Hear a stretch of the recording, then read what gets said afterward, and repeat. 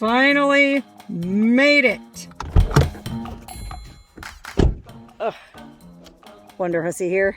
Man, I just spent 2 hours driving 20 of the most grueling miles I've ever driven.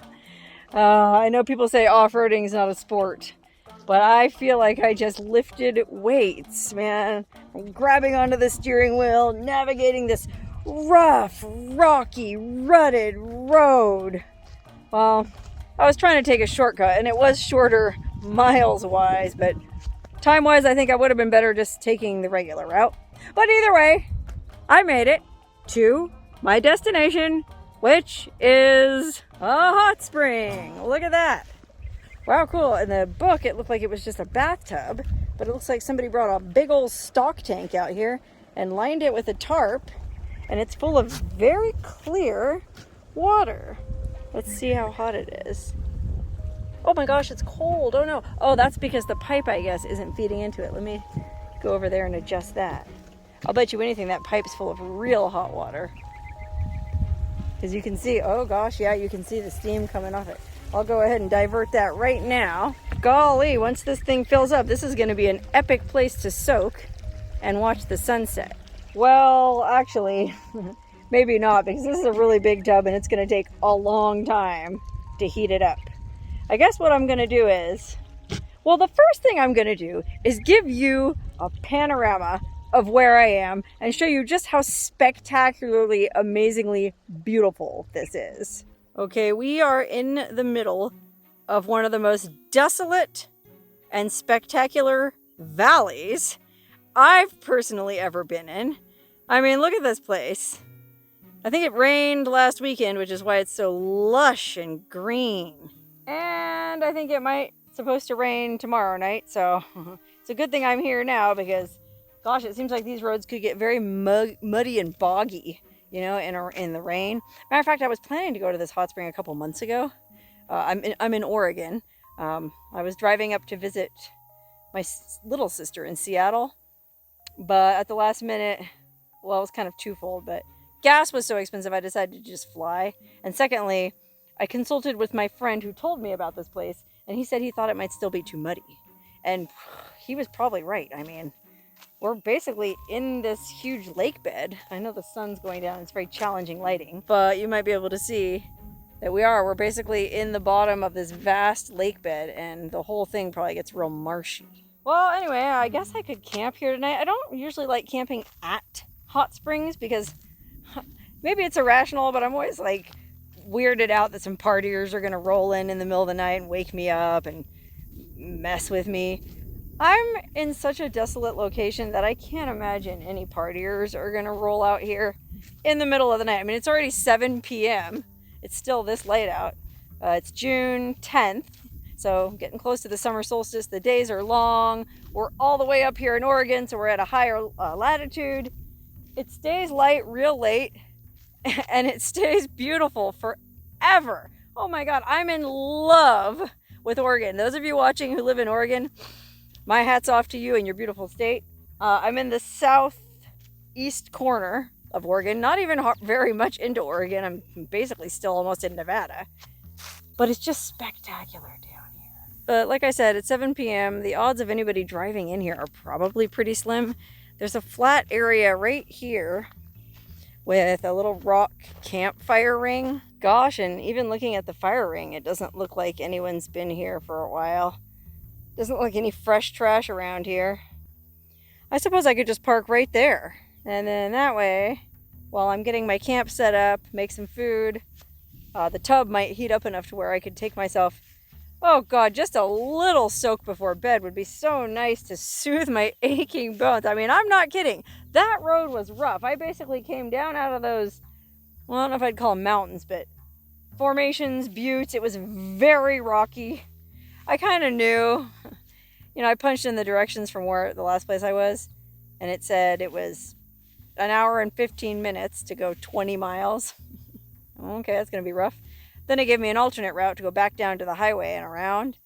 Well, that was like, I can't remember, 70 miles or something, but also took about the same time. So I saved 50 miles in gas, which, you know, isn't insignificant. Gas is expensive these days. But my poor car really took a beating. I mean, I'm gonna soak in the hot spring to relax. And if there was a hot spring big enough for my car, I'd let her soak too. But she's gonna have to make do with a nice hose down when I get to the next town.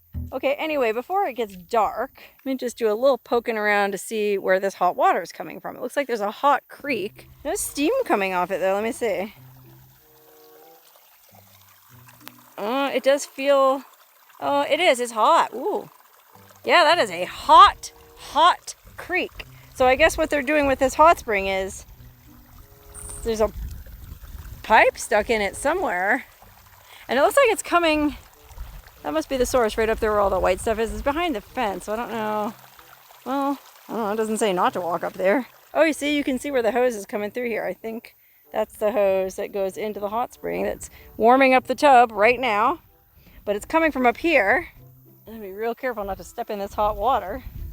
Yep, here's where the source is coming out. Look at that. It goes down, down, down, flows down through all this beautiful green grass, into that pipe, and into the tub, right next to my rig, on the edge of this vast, mysterious, and gorgeous, I guess I'll call it a lake. Oh my goodness, look at over here, right next to the hot creek. There's this old stone, kind of like an old foundation or a stone wall that looks like maybe there was some kind of little hot spring bathhouse here way back in the day. I mean, it's very rough, would have been very rustic, but that's definitely man-made. You can see there's cement or mud or something chinked in between the rocks, so I don't know what would have been here long ago, but I'm sure this hot spring has been used for centuries by the Native Americans in this area. I'm sure they knew about it, and they probably came up here and probably did some kind of ritual soaking. And then the white man, of course, rolled in, and, well, he might have discovered the purported health benefits of soaking in hot mineral water, and, well, he probably had something to do with that stone foundation. Okay, well, I guess I'm gonna go down and park my car someplace level over by that little fire ring. And I need to clean her out because that ride was so bumpy. Everything got thrown around willy-nilly. There's dust everywhere. All my stuff is all over the place. I need to do a little organizing. Oh my God, this hot spring just got 1,000 times cooler because I just turned my phone off of airplane mode just to check if I had signal. And I do. I have like almost full 4G. So that means I can get in this tub and check my email. Okay, I know that probably doesn't sound fun or glamorous. Like, yeah, you're supposed to disconnect when you're out at a place like this. But man, I've been on the road in some very remote areas for like 3-4 days now, and I'm way behind on my correspondence. Hey, wow, this tub is already pretty hot. Wow, this thing heated up way faster than I thought it was going to. So by the time I set up camp, it'll be just right for a sunset soak if I hurry.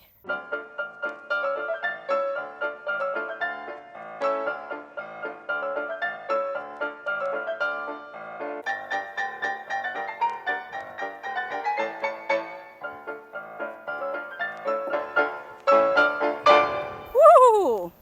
Kind of too hot. Dang, this thing heated up way faster than I thought it was going to. For a pool of this size, that source must be really hot. I do have my thermometer here. Let's see. Well, first let's see what the pool measures. Or I guess I should say the tub. Oh, it's all over the map. Well, that's high, low. Wait, what? Oh, wait. I don't know. Maybe it's working now. But it says it's only 97, and that is definitely not right. It felt way hotter than 97. 96? 74? Well, I don't know. Maybe it is right. I mean, it only measures the surface temperature, right? With these infrared things, so... Gosh, I don't know. Let me go measure the creek and see what it says. Real careful crossing this hot creek. I don't want to boil myself alive. Also don't want to get bitten by a snake walking through this grass in flip-flops like a royal idiot. What does this say? 106. Okay, that seems accurate. 107. Yeah, that's about right. I mean, that creek is hot. It's not too hot to put your finger in. I mean, as you'll recall, I did stick my finger in it when I first got here, and I didn't, obviously my finger isn't degloved, so golly, let me see how hot it is coming out of the pipe. Man, look at the flow coming out of this thing. This is amazing.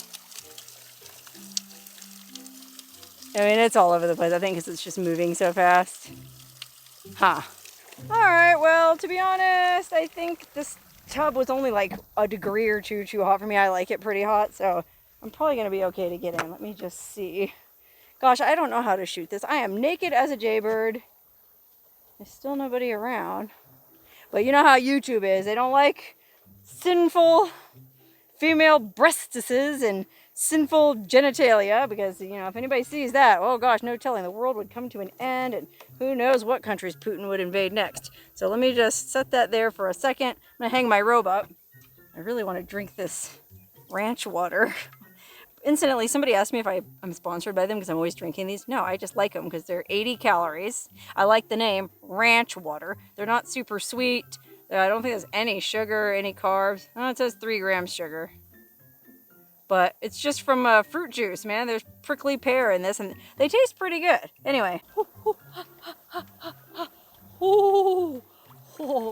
This is like at the upper limits of my tolerance, but it's pretty good. Oh my God, it's already starting to cool off. It feels amazing. Thankfully, the side of this tub is pretty high, so it covers all my sinful bits. Cheers to Puritanism.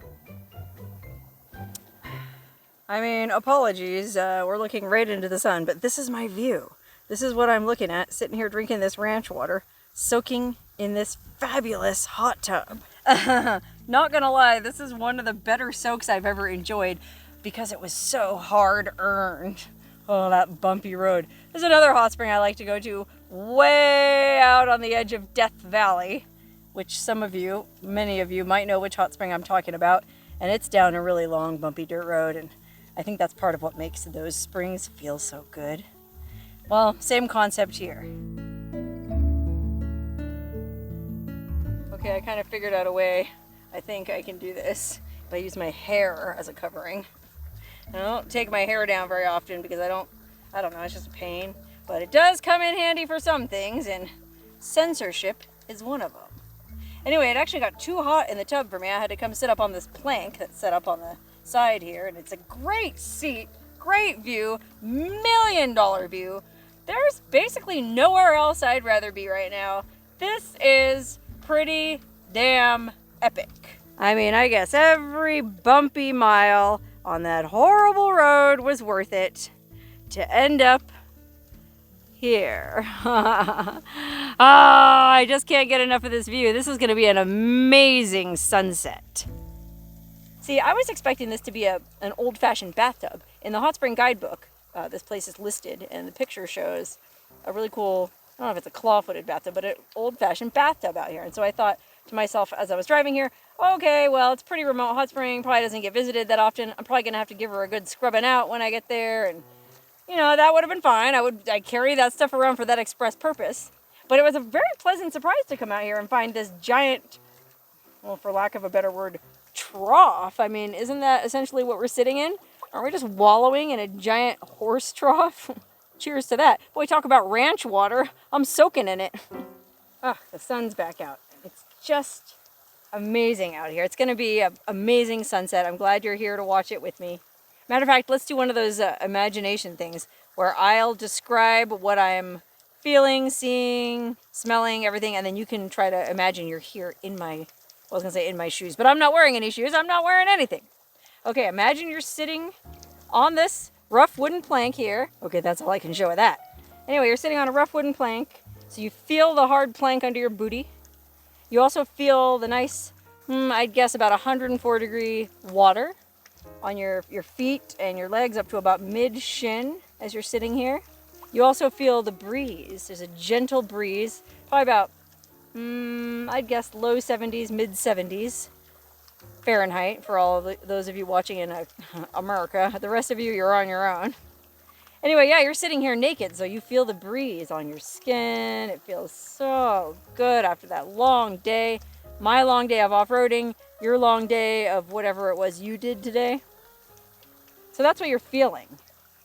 Now what you're hearing is, you're hearing the flow of water coming down the creek. You're hearing the flow of water coming out this pipe. You're hearing the occasional bird chirping. occasional bee buzzing. Unfortunately, you're also hearing the occasional whine of a mosquito, but that's okay. We haven't felt any mosquito bites yet. Now, what are you smelling? Oh my gosh, you're smelling like lush, green, fresh, alive grass. Maybe a little hint of sage in there, but it's mostly just a ripe green grass smell. The smell of summer. I don't know how else to describe it. Okay, so that's what you're feeling, hearing, and smelling. Well, tasting, I don't know if you're drinking anything at home. If you are, take a sip. I'm tasting the delicious, refreshing taste of prickly pear ranch water. They really don't sponsor me. And you're tasting whatever it is you're drinking.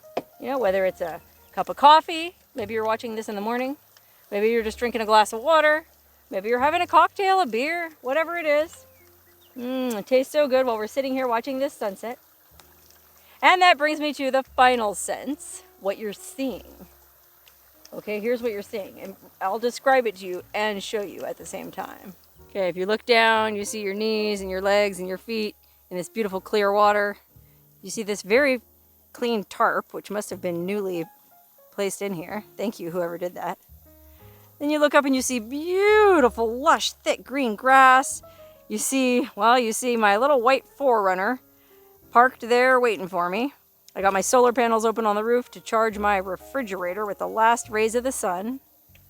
Speaking of that, you can see the sun just about to go down over that ridgeline there. And in between my car and the sun is this vast, desolate, well, I was going to call it a lake, but it's also kind of a meadow, sort of like a meadow lake. Maybe marsh would be a better word. Anyway, it's a spectacular view, but all my senses are alive right now. And that's a pretty cool experience. Oh my goodness. That was amazing.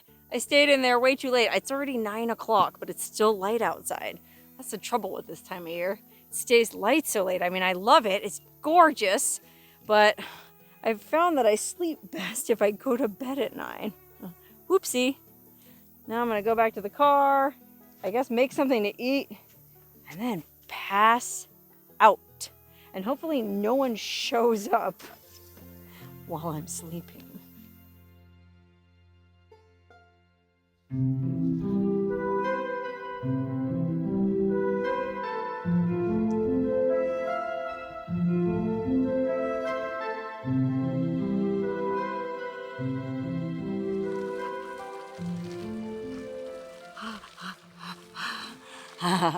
Oh, good morning.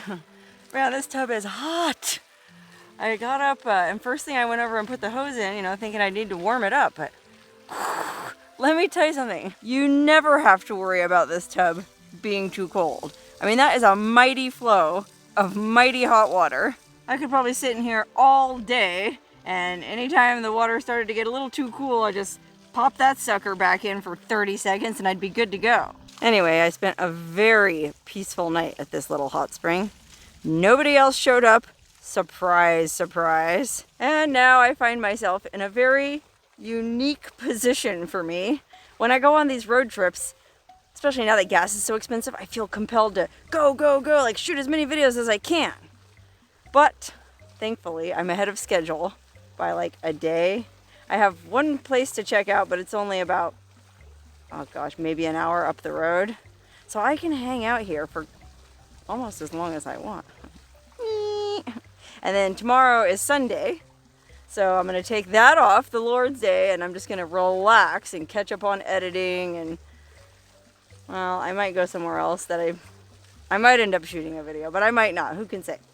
Anyway, yeah, that's right. Tomorrow's Sunday. Today's Saturday. Yesterday was Friday. That means it's the freaking weekend. It's the freaking weekend, baby. I'm about to have me some fun. Remember that? Anyway, it's a weekend and no one showed up here. I guess I was right in that it's so desolate and the roads are bad enough that, well, it's not just the place a bunch of partiers decide to come out to last minute. Anyway, I'm just going to sit on my bench here and drink my coffee and check my email. Oh my God. Again, I know it probably sounds so lame, but when I'm cut off from the internet for a few days, or from cell signal, essentially the internet, it's like being cut off from a lobe of my brain. There's a lot of information I don't have in my brain that's stored in the collective hive mind, which conveniently fits in the palm of my hand, but which inconveniently isn't always available. And now that it is available, I just want to guzzle at the well of collected human knowledge, even though some of it's just gossip and intrigue and speculation and fake news. I gotta go suckle at the teat for a while. Okay, well, unfortunately, it's time for me to leave this beautiful little hot spring. Trust me, this was one of the hardest places ever to leave. And well, you're probably wondering, well, why are you leaving then? You said you had plenty of time today. Well, I heard from a lady I talked to yesterday on the road that it was supposed to rain tonight. And I have another location I want to go to that's farther out in this kind of marshy lake. So I want to make sure I get there and out before I get bogged down. So I just thought it would probably be safest if I went ahead and packed up and left. But I spent way too much time this morning hanging out in the hot spring, checking my email, drinking coffee, just enjoying being naked in the fantastic sunshine. I can't say enough good things about this part of Oregon. This is absolutely spectacular. You know, like 11 out of 10 would definitely recommend, would definitely come back here, and would definitely camp here again. Even the mosquitoes weren't too bothersome. Yeah, I did get a few bites, but I don't know. Like I said, I have bitter blood, so they didn't bug me too much. It was pretty clean. There wasn't a lot of litter here, but I have this weird little self-imposed policy I like to do at hot springs, campsites, anywhere I go. Take 5, you know, like the old Dave Brubeck song. I like to take 5 pieces of litter everywhere I go. And this place was so tidy that was almost a challenge. Almost. I did find a beer can, a fork, a spoon, a piece of toilet paper, a bottle cap, a few random odds and ends. I think I actually took 6. So that was my break. I don't get to take 5 at the hot spring all day. I'll just take 6 pieces of litter with me and roll on down the road to my next adventure. But I will definitely be back to this amazing place.